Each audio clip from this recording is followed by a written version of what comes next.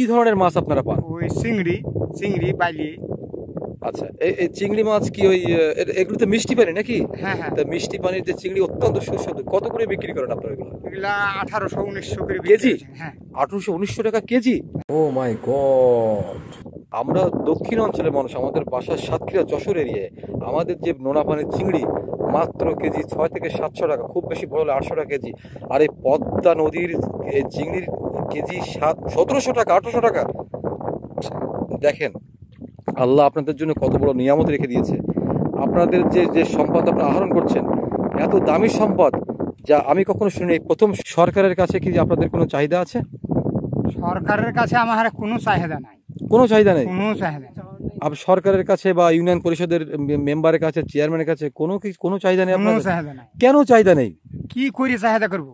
চেয়েছেন আগে, পাননি এরকম কিছু নাকি? ওই দিব, অমুক দিব, সমক দিব, নাই। তাহলে মনের কষ্টে এখন তাদের কাছে কিছু চাইতে চান না? না, ওরা এসেছেন আমার আজ ওই কি বলছে রে, চৌকিদারে ট্যাক্স দাও, অমুক দাও, 10 টাকা বেশি করে ধন্য, 20 টাকা করে বেশি ধন্য, এডিলি যাও।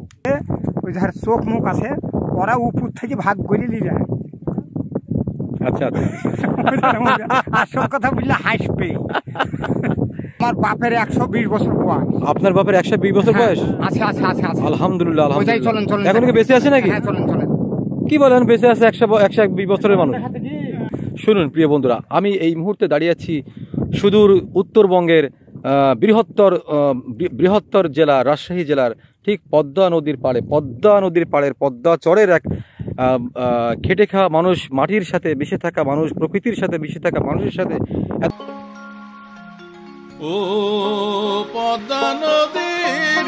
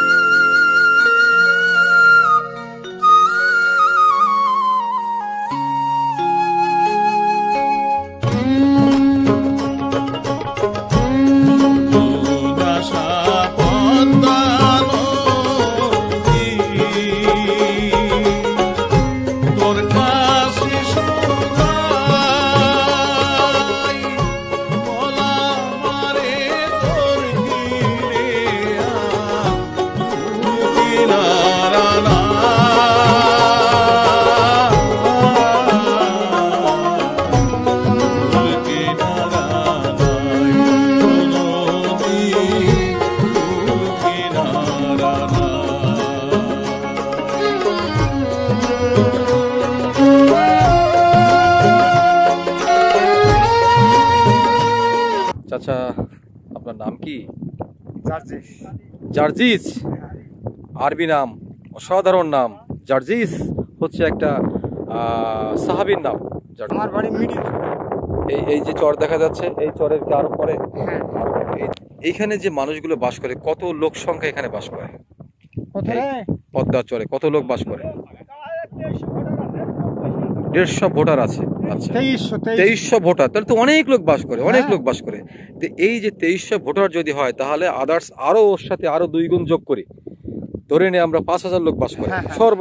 সব মিলিয়ে বাচ্চা কাচ্চা দিয়ে 5000 লোক বাস করে। এই চরের নাম কি বললেন? চর খিদিরপুরে 5000 লোক বাস করে।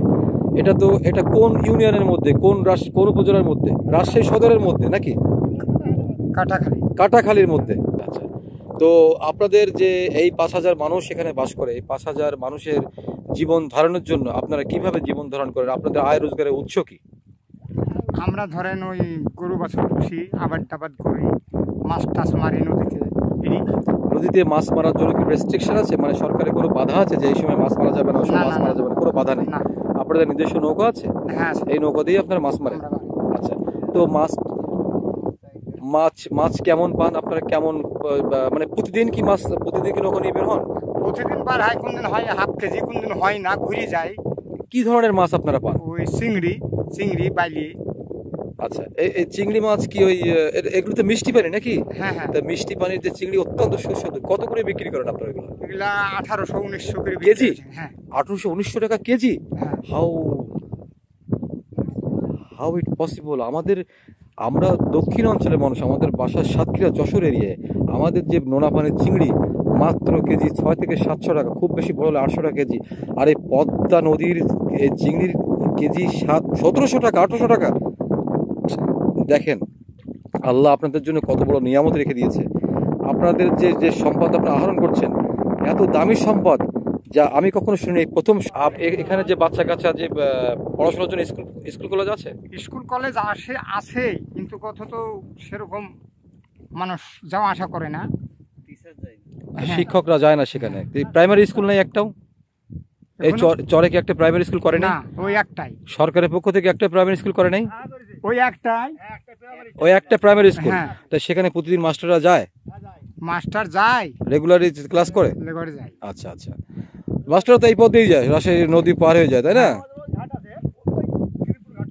ও ওখানে একটা ঘাট আছে, ওই ঘাট দিয়ে চলাচল করে। আচ্ছা আচ্ছা, আপনার প্রতিদিনের রোজগার কেমন হতে পারে? প্রতিদিন? হ্যাঁ। এখন কোনো ইনকাম নাই, কোনো ইনকাম নাই। মাস থেকে কোনো ইনকাম নাই। কিভাবে চলছে সংসার? সংসার হয়তো ধান টান বেশি।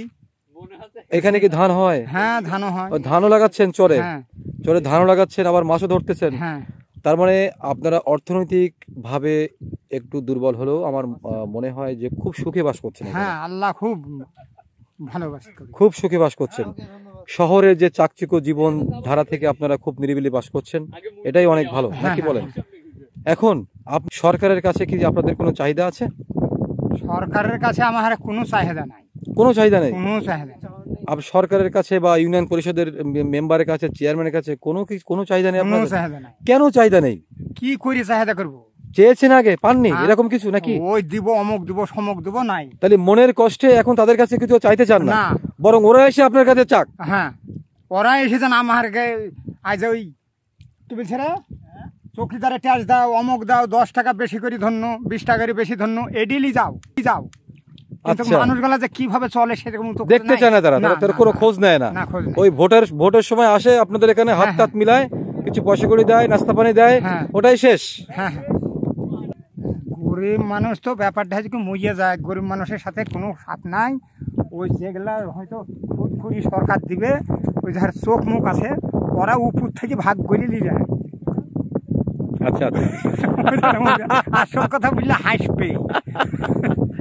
শুনুন প্রিয় বন্ধুরা, আমি এই মুহূর্তে দাঁড়িয়ে আছি সুদূর উত্তরবঙ্গের বৃহত্তর জেলা রাজশাহী জেলার ঠিক পদ্মা নদীর পাড়ের পদ্মা চরের এক খেটে খাওয়া মানুষ, মাটির সাথে মিশে থাকা মানুষ, প্রকৃতির সাথে মিশে থাকা মানুষের সাথে এতক্ষণ ধরে কথা বললাম। তার সাথে অনেক প্রকৃতির মতো কথা বললাম, অনেক ভালো লাগলো। আপনার জন্য অনেক শুভকামনা থাকলো। আপনারা আমাদের জন্য দোয়া করবেন। আমরা এসেছি অনেক দূর থেকে, অনেক তথ্য জানতে পারলাম। তো আপনারা কত বছর ধরে এখানে বাস করছেন? এখানে 70 বছর ধরে। আমার আমল থেকে। তার মানে এখানে মানুষ বাস করে এই চরে কত বছর ধরে?